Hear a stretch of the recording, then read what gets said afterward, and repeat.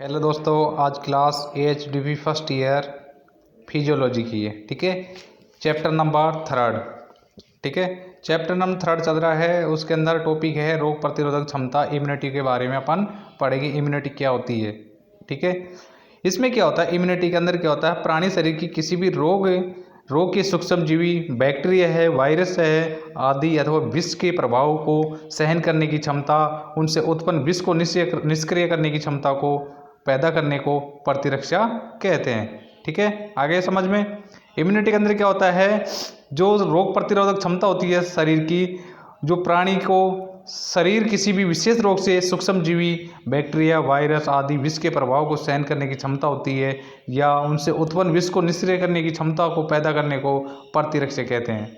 ठीक है, इम्यूनोलॉजी के अंदर क्या होता है, इसके अंदर इम्यूनोलॉजी के अंदर क्या होता है, इम्यूनोलॉजी का मतलब होता है इम्यून का मतलब होता है प्रतिरक्षा, लॉजी का मतलब होता है इसके अंदर स्टडी, मतलब इसके अंदर जो प्रतिरक्षा तंत्र है उसकी अध्ययन करते हैं उसके अंदर। ठीक है, इम्यूनोलॉजी के अंदर। उसके बाद में है एंटीजन क्या होते हैं, वे पदार्थ जो शरीर में बाह्य रूप से प्रवेश करते हैं, ये करवाए जाते हैं, जो लिम्फोसाइट्स की प्रतिक्रिया से प्रतिपिंड एंटीबॉडी का निर्माण करते हैं, एंटीजन कहलाते हैं।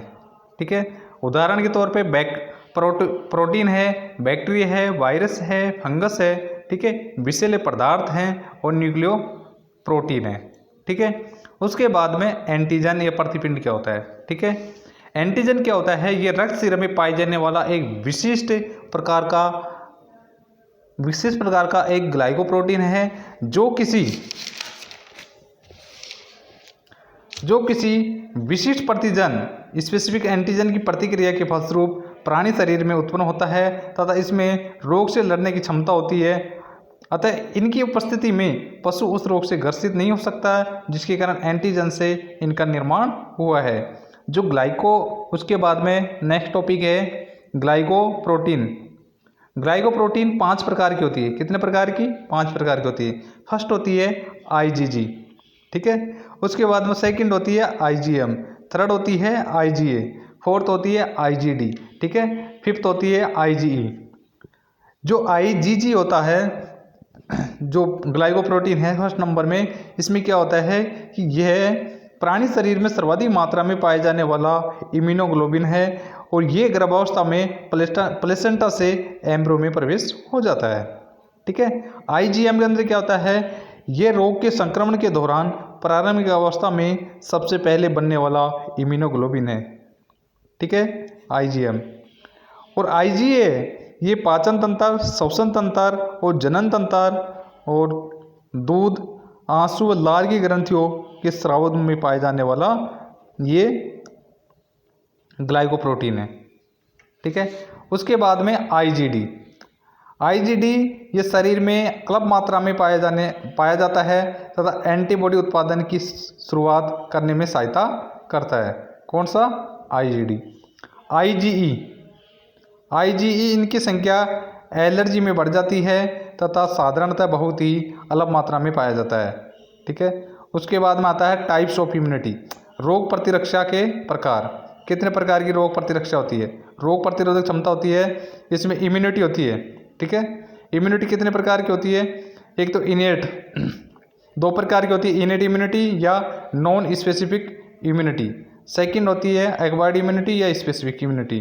ठीक है, एक्वायर्ड इम्यूनिटी एक तो नेचुरल होती है और एक आर्टिफिशियल होती है। ठीक है, नेचुरल होगी एक्टिव होगी, सक्रिय होगी, और जो पैसिव होगी वो निष्क्रिय होगी। आर्टिफिशियल एक्टिव होगी और निष्क्रिय होगी।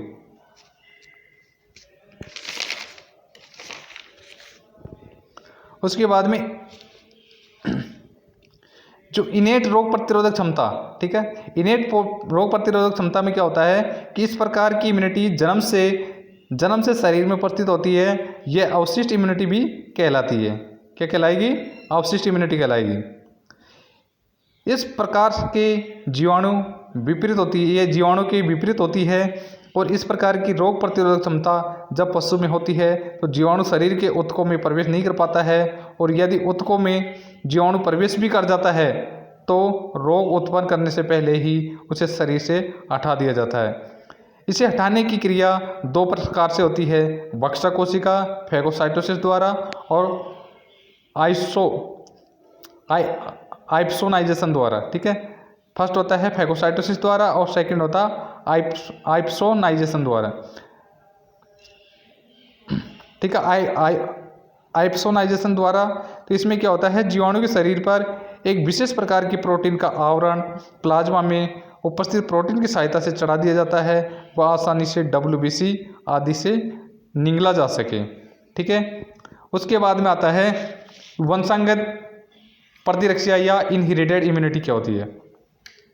वंशागत प्रतिरक्षा में क्या होता है कि ये बीमारी की ऐसी स्थिति जो शरीर को अपने माता पिता से संतान को मिलती है।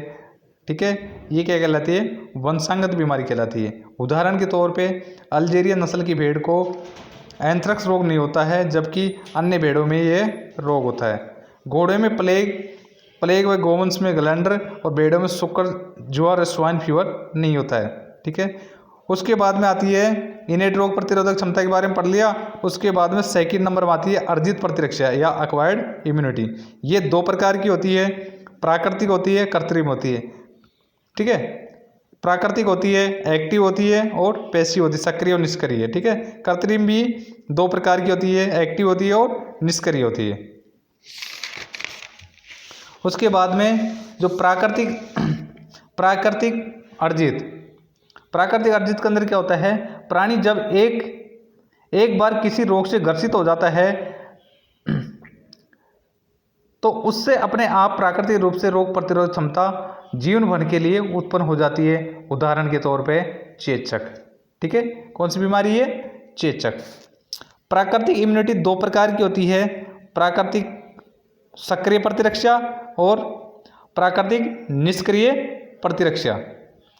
ठीक है, प्राकृतिक सक्रिय प्रतिरक्षा में क्या होता है, जब प्राणी किसी संक्रामक रोग फैलाने वाले सूक्ष्म जीवों के संपर्क में आता है तो उनमें या उसमें इम्यून तंत्र द्वारा रोग प्रतिरोधक क्षमता उत्पन्न हो जाती है, और जब वह प्राणी पुनः उसके संपर्क में आता है तो वह रोग ग्रसित नहीं होता है।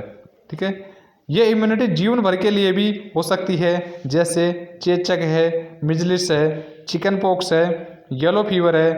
कुछ वर्षों के लिए भी हो सकती है, जैसे डिप्थेरिया है, टिटनेस है।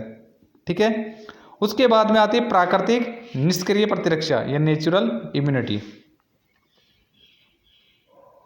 ये प्रतिरक्षा रोग या प्रतिरोधक क्षमता जिसमें एंटीबॉडी किसी अन्य प्राणी के शरीर में उत्पन्न होती है, जिसे डोनर कहते हैं, तथा यह क्षमता किसी माध्यम से स्थानांतरित दूसरे प्राणी में कर दी जाती है, जिसे ग्राही या रिसिपिएंट कहते हैं, तथा दूसरे प्राणी में यह एंटीबॉडी रोग से लड़ने की क्षमता रखता है, जैसे माँ से बच्चे में गर्भनाल अथवा खींच द्वारा एंटीबॉडी पहुँचाना।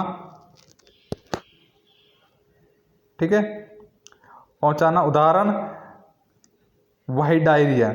उसके बाद में आती है अर्जित सक्रिय प्रतिरक्षा या एक्वायर्ड इम्यूनिटी, जिसे विशिष्ट प्रतिरक्षा या स्पेसिफिक इम्यूनिटी कहते हैं। ठीक है, यहाँ तक समझ में आ रहा है। उसके बाद में इसमें प्राणी किसी सूक्ष्मजीवी जीवाणु विषाणु व विष के संपर्क में आता है, तब इम्यून तंत्र द्वारा उसी विशेष सूक्ष्मजीवों के विरुद्ध एंटीबॉडी को बनाता है, तथा जब भी प्राणी भविष्य में उसके संपर्क में आता है तो वह रोग उसी प्राणी में नहीं हो पाता है। उदाहरण के तौर में विशेष किसी टीकाकरण ये भी पुनः दो प्रकार का होता है, अर्जित कृत्रिम प्रतिरक्षा एक्वायर्ड आर्टिफिशियल इम्यूनिटी। ये प्रतिरक्षा पशुओं में विभिन्न प्रकार के टीके लगाने से उत्पन्न होती है, अर्थात एंटीजन बाहर से टीके के रूप में प्रवेश करवाया जाता है। उदाहरण FMD फुट माउथ रोग और HS गलगोटे और ब्लैक वाटर BQ। ठीक है, अर्जित निष्क्रिय प्रतिरक्षा या एक्वायर्ड आर्टिफिशियल पैसिव इम्यूनिटी, इसमें क्या होता है कि इसमें विशेष प्रकार का सूक्ष्मजीव और सूक्ष्मजीवी अथवा विष किसी पशु में लगाकर उसमें रोग पैदा किया जाता है, तथा उसके शरीर में एंटीबॉडीज उत्पन्न कर उसके रक्त में सीरम निकालकर एकत्रित कर लिया जाता है, जिसमें एंटीबॉडीज उपस्थित रहती है। ये सीरम जब